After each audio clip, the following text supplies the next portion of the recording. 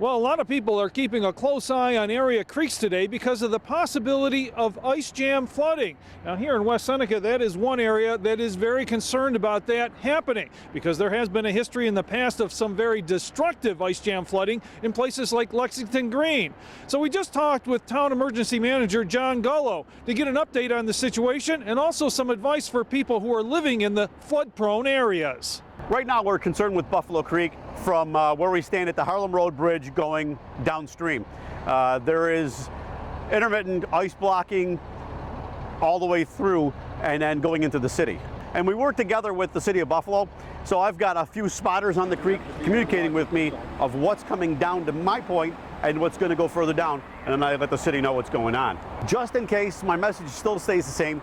Make sure your sump pump works, make sure the discharge is clear, make sure that you have your generator, if you have one, it's fueled, ready to go, it's tested. If you're in a low-lying area, a flood-prone area, just make sure you keep an eye on everything, and then if you do see something to occur, just call the police department and let the dispatch center know, and then they'll let me know.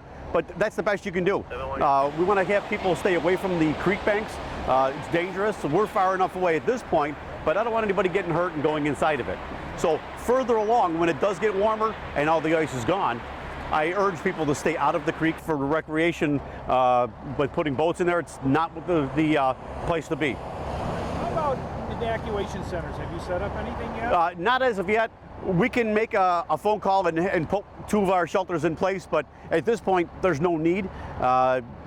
We have everybody in place monitoring. All our storm sewers are being watched with the highway department, and we have pumps staged where we have our persistent problems. So none of those had to be put in fired up yet. So far, everything's good. Where would the evacuation centers be?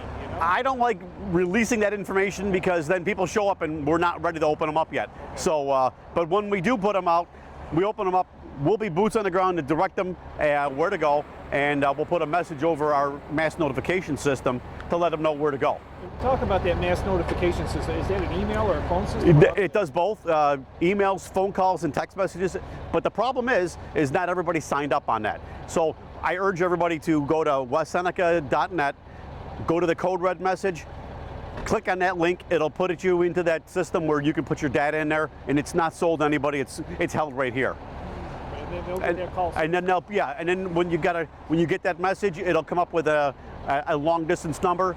So don't be alarmed. Just pick up the phone, and then you'll hear the message. We'll have a lot more tonight at 5 and 6 in West Seneca. Ed Riley, 7 Eyewitness News.